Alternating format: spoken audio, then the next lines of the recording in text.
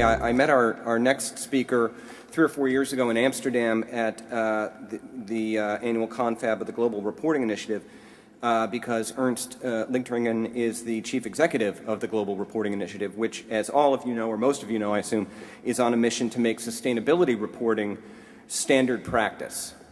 And in that way, I would argue that Ernst is on a mission that is no less provocative, no less, frankly, controversial, and no less of a third-way kind of thinking than is Philip. Ernst has been the chief executive of GRI since 2002, which is when it was established as an independent organization with its secretariat in Amsterdam. Before that, Ernst worked literally all over the world as executive director of Oxfam International and director of program coordination of the International Federation of the Red Cross and Red Crescent Societies. As with our previous speaker, Terry will join Ernst on stage for a bit of discussion after this talk. But for now, I would like you to please join me in welcoming a man I consider to be a genuine international treasure, Ernst Ligteringen.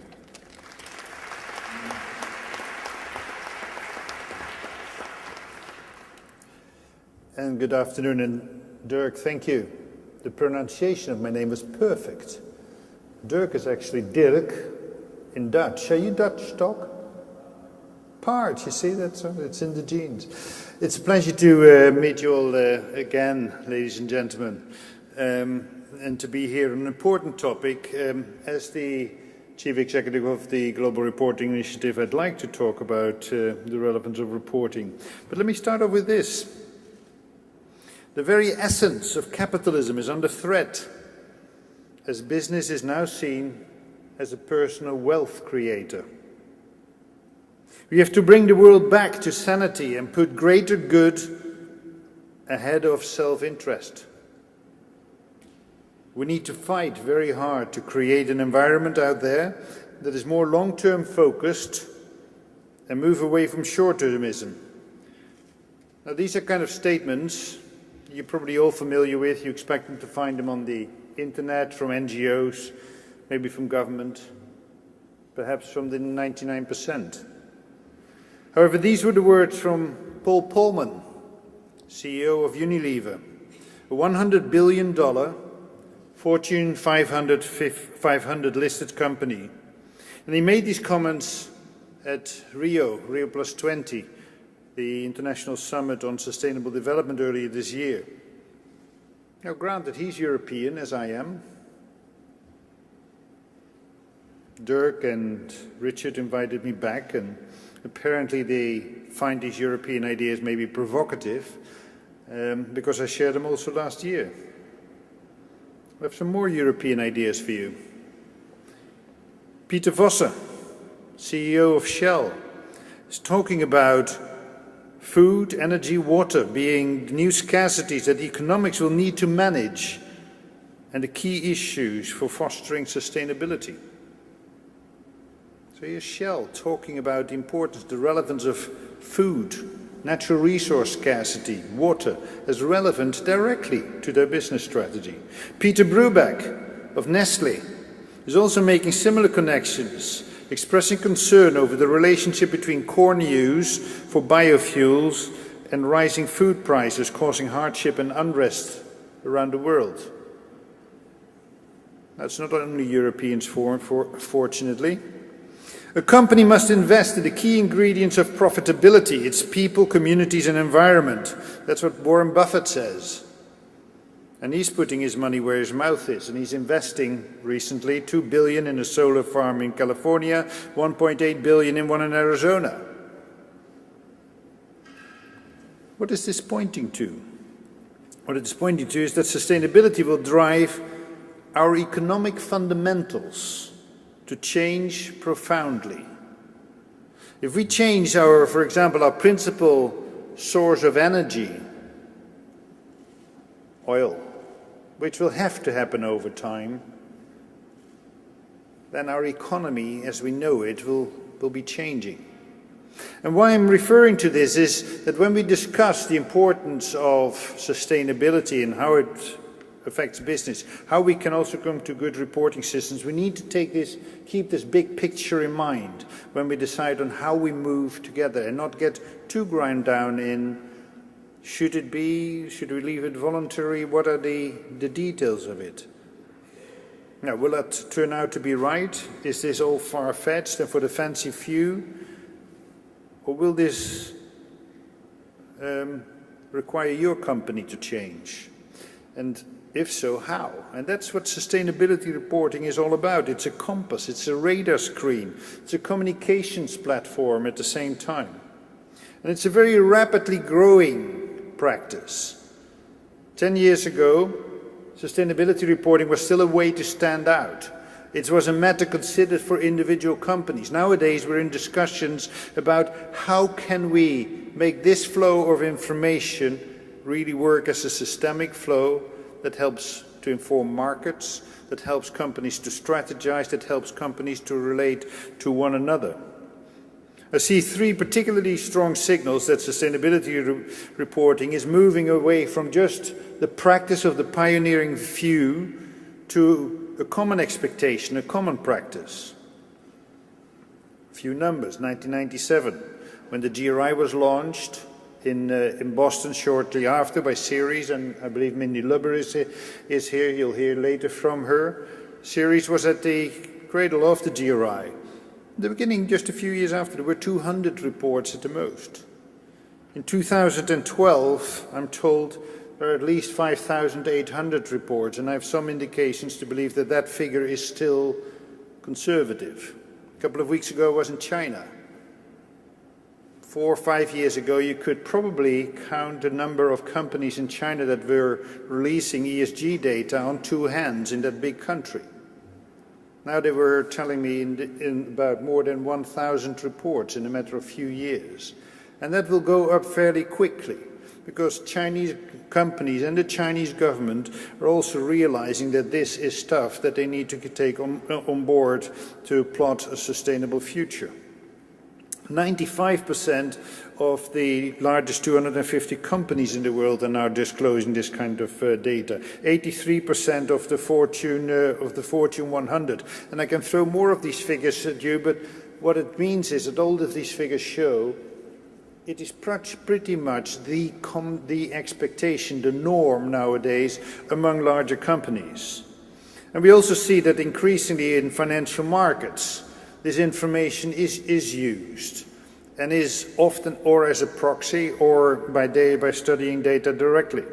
The interest of data is evident from Bloomberg, who puts it on its many terminals, and we see many more investors coming to the fore. But the third indication is perhaps a bit newer. Out of that same summit on sustainable development in Rio came a declaration from the governments there. A hardly negotiated declaration or statement. And a bit surprising, because who would have thought that all of these governments would be so busy with discussing sustainability reporting, and yet they did.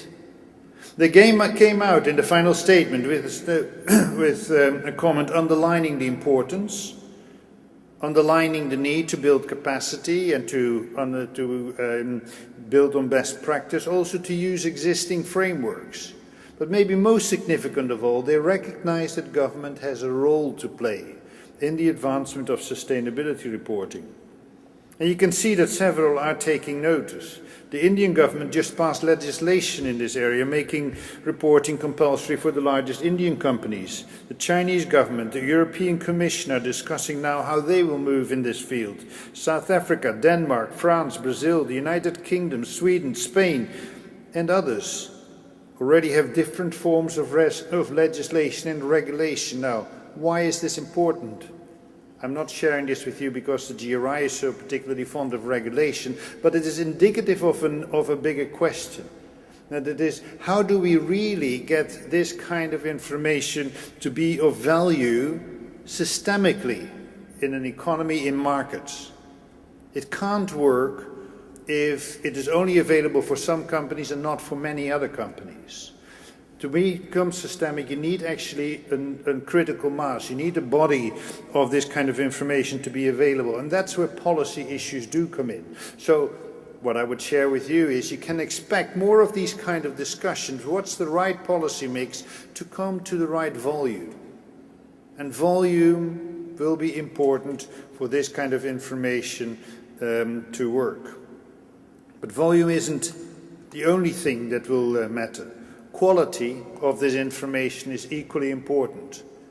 And let's be frank, there is still a long way to go. Too many of these sustainability reports at this moment are greenwash. Too much just only about the nice stories, the stories that are aimed at putting the company in a beautiful light. Well, that might have its role. But if we are going to find a way, or path to a sustainable future, if we're going to make the economy, also the US economy, competitive into the future and sustainable, if your company is to find its way and its position in there, then sustainability reporting is about something else. And it's about the most material issues about company strategy. And that is really where we are focusing as the GRI, given that it is the framework that is most widely used, to see how can we help companies in their reporting to make that qualitative step. And to that end, we put out the exposure draft recently of the fourth generation of the GRI guidelines, the G4. And what does it focus on? It focuses first of all on one point, and that is that reports should be focused on the issues that matter. In technical terms, the material issues. It stresses that, tries to give guidance on how to do that. We're also indicating that in May next year, when we'll be launching the G4 guidelines, we'll come with further guidance. That is a draft list of topics for further consultation about which topics by sector should be deemed to be material in a sustainability sense for companies, so that there isn't only guidance on how companies should find out for themselves what is most material in dialogue with their stakeholders, but that there are also specific topics identified for companies to consider. And we're working on this list currently, particularly with a number of institutions from the financial sectors, such as Asset 4, Thomson Reuters, FTSE for Good, Goldman Sachs, S&P, MSCI, SAM, and the Dow Jones Sustainability Index, etc., etc. This is to illustrate to you the kind of parties that are now seeing a purpose in working on these issues to get this kind of reporting more focused. The G4 guidelines, the draft, is also aimed at helping companies to become more solid in the information that they provide. We're accumulating all of the experience of thousands of companies to come to more precise definitions. And we're looking to link it to integrated reporting, a new development which is advancing the connection with financial reporting and other forms of reporting to help companies particularly to come to connected thinking. We can't think only in silos. Here's my sustainability results, this is my financial results. Somehow there must be a connection. To find it out, to work that out, the GRI is a founding member of the International Integrated Reporting Council. I'm a board member there, and we're working with them to advance it. But we also want the GRI guidance to be connected, so that you can actually publish reports in an integrated format if a company chooses to do so. May I ask you, who of you is familiar with the G4 draft guidelines? Very good. Anybody given feedback? Thank you. And that's most important. Now, if you're among those who have been giving feedback, you probably are, and I hope you've been frank with us. Let me share a little bit, because the GRI did get feedback. And feedback that is important, feedback that we'll take to heart, feedback that also requires me to take a plane this evening to be tomorrow in Amsterdam to start to talk to the chairman of our board, the chairman of our technical committee, head of our technical group because on Thursday and Friday we have a board meeting to take in what you've said. And I need to frame that meeting of our board very well. It's a crucial meeting. Because if the G4 can do one thing and should do one thing, is to take that reporting now to get it ready so that it can become common practice. But what did you tell us? A lot of good stuff in there, but it's far too big. Far too big. All of that, the sum total, does not add up to something that is feasible for companies. Too complex. Needs to offer more clarity. Where's the link to integrated reporting? Supply chain, wonderful idea. But particularly if I'm a large company, how do you want me to do all of that and still come to reporting? And then finally, the application levels. And I'm sorry if I'm, for those who are not familiar with it, talking too much about the specialist stuff. Application levels. We got a lot of criticism when they were there. And boy, we got more when we proposed to pull them out, as we did in the draft guidelines. So there's clearly a message that we initially, in the feedback on the application levels, hadn't understood. Because there's massively coming feedback, don't take them away. You need to take them more serious, make them more serious, more meaningful. We'll be working on this feedback, and I'm really glad we got it, because what you've seen in the exposure draft is not very close to what the GRI guidelines will be like when we publish them in May next year, 22nd to the 24th, in Amsterdam at our next conference. And yes, this is a bit of advertising. It's a lovely time of the year to be in Amsterdam, and you're very welcome all. But the key role for GRI's governments at this moment is to take this forward, and the board is the top of our multi-stakeholder governance system. And you'll be pleased to know that in addition to its current board members, Christy Wood and Rob McGarrah, a third board member will be joining us soon from the United States, and that's Paul Boykas, Vice President from PepsiCo. So there will be good guidance too. The US perspective will be represented. What does it mean to you all? Well, I hope that these guidelines will serve you, but I hope particularly that you will commit. Commit to take this change forward in your companies and in the economy. The US economy, but also in the global economy. We need this all. And I hope that you'll not just be passengers on the train to change, but that you'll commit to these changes and make them yourselves and be drivers. Show your commitment and communicate so that we can build the needed solutions together. Thank you very much.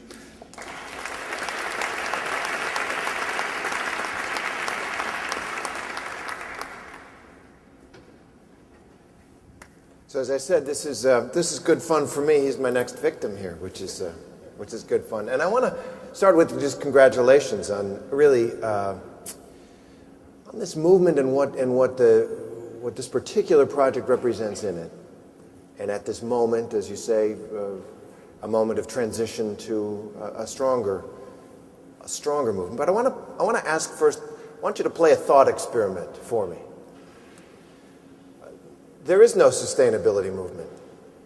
There's no GRI. I'm a 52-year-old American living in the suburbs of Chicago, or a German living in the suburbs of Frankfurt, or an Indian in the suburbs of New Delhi. Pick your spots. How does the world look any different to me had this project, this movement, not been around? Which is a way of asking, how much has it impacted my day-to-day life? I think how it would be different is that there is a much vaguer notion that there is something we need to be concerned about, particularly if you would be working in a company or managing a company, and that you would still be in a world where you're trying to define it. And I'm saying that because what almost every company invariably tells when we ask them, so what difference did the guidelines make to you? Always the answer is, what were kind of abstract ideas suddenly became concrete to us. When we started to report, it's not so much a compliance exercise, now I have to issue this stuff, but when we started to see figures, started to get data, and we really discussed them, a new world opened to us. And these abstract ideas became concrete.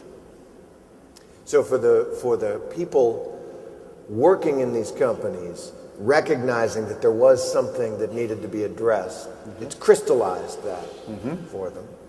And not just in the companies, it's also, and that's particularly an aspect of sustainability reporting that we encourage, it's dialogue. And it's full of jargon, dialogue with stakeholders. But what's meant is you talk to the fellow passengers on the train or on the journey to sustainability. We're navigating uncharted waters. And we're still all together finding out what the sustainability challenges are. How is this changing our economy, our society, our companies? But to do that well, to find out what matters, you need to talk to others. You cannot figure that out with your windows and your door shut.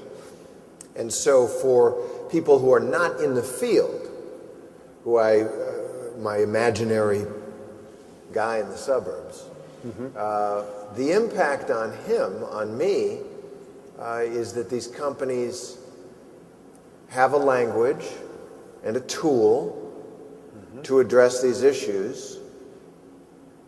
How has that helped my life? How's that made a difference in my life if I'm not in the field? In the field, you mean if you're not... The sustainability, yeah. The sustainability. If I'm a consumer, an investor, a citizen. Exactly. Well, it helped you because you get now companies, you get others who take more seriously, who actually have the means to take on board what changes mean to them, what an increasing scarcity of natural resources mean to them, what rethinking your energy sources, what that means actually to a company, or changing labor practices, what it means to companies, and that you get more concrete information to say, now, how can I position in the future? But if I'm also not part of this community, who is actually performing in what way? Who is taking this seriously? Now, very few people, let's be honest, are going to deeply dive into these reports. But these people have others who do this for them, intermediaries. There are rating agencies that are increasingly working with this stuff and are demonstrating the relative performance of different companies. And these issues matter. Because a lot of these issues is what drives suddenly thousands of people at moments of outbursts onto the street. And they've started here in Wall Street. And they've been around in many, many of the other places in the world. Whether you see them in the Middle East, whether you look at the enormous images of the Plaza del Sol in Madrid. And that is people who are profoundly concerned with where a country is going, where an economy is going, whether they can trust the business leaders. And that was that first statement which I quoted from Paul Polman, is addressing that. It's a trust issue. You touched on what my next question was going to be, which is, so who then is the best customer, the best reader of these reports? As you acknowledge, they aren't going to be, although in these days on the internet, anybody can get anything, and there's the most surprising kinds of people, maybe even reporters will actually read these reports. But who's the best customer? I think the most important one is the CEO. Look at what your company is about overall and how it is affecting the world, but also what others are telling about your company, what they're expecting. There will be a few others who might read it comprehensively, specialist analysts might do this. Some people in the media, journalists, specialists, some might do this. But on the whole, I think the function is different. We're living in a world nowadays where increasingly people expect to be able to find information when they need it, and that's relevant to them. So what we're also going to do with the G4 is to come with a new format. We'll bring it out online, and we're going to try and encourage more and more companies to first of all see their channel for delivery through electronic means, and that is to open it up so that it becomes increasingly easy for those who search on the internet to find the data points that they want, and also to quickly connect it to other companies and to start to compare. And information drives mindsets. It helps us to think and to advance, and that's what we need at this point. Let's bring a little of the skepticism that you touched on in your talk on this. Greenwashing, love that term. How big of a problem is it? How do you fix it? I think it's a big problem. When we look at the earlier stages of ESG, sustainability, management with companies, and the reporting, it's too much focused on we're doing the nice things. This is additional to the core stuff. You can see it often on those who had responsibility in the early years. It was kind of a distant department in the company. That is changing now, and I see several people here who are far more engaged with the core of the company. And that is a change that we still need to see broadening, because too many of these reports only talk about the nice things. One of the principles that the GRI puts forward in reporting is balanced reporting. And it's fundamental. It's not just an exercise of honesty to yourself, but it's an exercise in building credibility with your readers. Assume your readers to be intelligent. And as I just said, they're not going to read your report at the moment that you publish it. There are very few people who do this. But there will be things happening, and suddenly they're drawn to look for information about your company. Now, that might be under good circumstances. It might also be under critical circumstances. And at that moment, they really want to know whether you're aware of your critical issues, how you're going to tackle them, how you integrate them in your strategy. And if you only have a report that has lots of nice photos, and curiously the color green dominates often these photos, nice smiling faces, and you only hear the good side, that always leaves the reader with a nagging question. What is it that I'm not reading here? But do you really expect companies to say, yeah, we slipped up on the environmental side like this, we weren't treating our workers in this country very well like this? I mean, despite several centuries of accounting tradition and mountains of law about it, a lot of companies still manage to cook their financial books in their statements, to say nothing of the sustainability books. Yeah, there is a bit of a challenge there. I believe the saying comes from here: what gets disclosed gets litigated. That's an American perspective. Right. However, I do actually think it is very wise strategy. Defensive as well as proactive. And there are very good examples, and there are great American companies who've actually made quite a shift from being very defensive on disclosure to actually say at a certain moment, I'm going to disclose. And it starts with acknowledging issues that many have been saying that the company has, and then saying, sure, we recognize that. And we're not going to be able to fix it all next year, but here is the step we think we can take next year. And over the longer term, that's where we want to take it. And I don't want to highlight now specific companies, but I've heard the stories from executives involved. And they said they all braced themselves when they made the shift because they expected an avalanche of critique, because suddenly they opened up. And invariably they tell. The reaction has been very positive. Often first silence as people take in the information. And then saying, the fact that you recognize it is a signal, so you are listening. So now we can start to talk. And that's the beginning of building trust. I have one more question, and then I think we have time for a couple of questions as well. And I want to link what you've been talking about, Ernst, with what Philip was talking about. When it comes to policy, and you touched on this, that the role of government in establishing standards for the kinds of reporting. Now, is that given the perspective that we heard that will inevitably in our current system become a lot of paperwork, a rigid top-down formula for this field? Is that how much coercion do companies need? How efficiently do you think it can be done with governments as we have them in the real world today?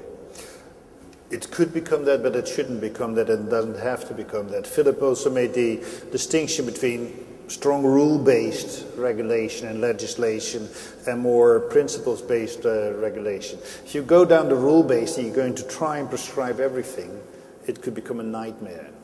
And the GRI will absolutely never recommend that. Actually, have been in conversations with some governments where I advocated against it. At this moment, you wouldn't even be able to write the rules that would still be relevant in a couple of years. There are others who have taken far more of a principle-based approach. And one very basic principle that was applied first in South Africa, later in Denmark, and in a number of other countries, and it was simply to say to companies, or you disclose your material issues related to sustainability or to environmental and social and governance issues, or if you don't do this, you think it's not for you, explain why not. The only question. And it was basically to make a shift from this is something voluntary and if you don't do it you've nothing to explain, to say no, here is a system, it's still voluntary, but if you don't think this is for you and you won't share this information with the market, explain it. Why not? The market is better informed, can still make up its mind. When this was applied in South Africa, in Denmark, and that's where we know the figures a bit from, it's curious, but the numbers of companies that then decided to disclose shot up. There was no obligation. Under the law, they could simply do one thing and publish one rule and say, for example, we believe this is a waste of shareholders' money. Boom. That would have been enough. They would have complied with the law. But it's curious that the only thing that the law required is stop, think, make a decision in the public light. That was all. It's clever. Well, I do think we have time for a couple questions. We have a microphone. Thank you very much, this gentleman here. Yeah, Ernst, I think your organization is doing things of historical consequence, and the way you described how it started out with 200 firms in the first few years, and now 15 years later it's 5,800. And I noticed that kind of pattern with the Carbon Disclosure Project. Mm-hmm. Will this pace quicken in your mind over the next 15 years, where not only large companies but ordinary enterprises will participate? And is it creating a change where regulations and rules, our first speaker's thoughts, are less significant in a world of information? I absolutely believe it will continue to grow. And we've seen only growth across the world, and we never saw it anywhere going down. The big question, the fundamental question, is how quickly. If everything remains voluntary, does it go quick enough? And the example that I just gave you, just this piece of legislation that required companies to think and make a decision, accelerated decisions which certainly would have come, but probably a few years later. And what it does then, it helps more information to become available. Is it all good? No. Companies on the whole need to build experience to do better over time. So I do think that in order to get there, first of all, that public policy will start to play a role if you want to accelerate it. And given the urgency of many issues, we do believe that acceleration would actually be a useful thing. But I say it with caution. We're not advocating heavy red tape rules that would only make impositions that are of no value. This is still a practice that is under development, and we should certainly not become too prescriptive, because otherwise it would lose its value. Does it then come to, will it be the larger companies in the beginning? Probably yes, and when you see what most governments do around the world, they focus first on the larger companies. But we also are thinking, certainly as GRI, and we know there are several others, to say now, how do you get further to the mid-sized companies and to the smaller companies? Again, not to impose on them, but to help for this kind of exchange of information to become second nature, just like exchange of financial information is a normal thing. Because only when we get to there, we can build markets, economies that can factor in these kind of things, and we can build a sustainable way of maintaining the market economy, basically.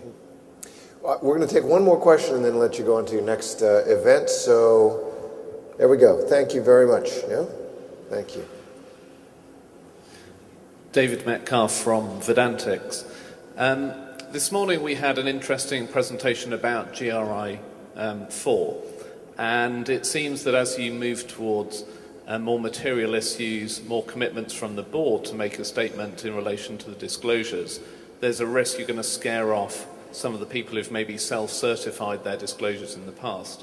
How much of a risk are you willing to take that the growth in numbers of firms adopting your framework will actually slow down, or in fact the total number will reduce because you're pushing towards something that has got more teeth?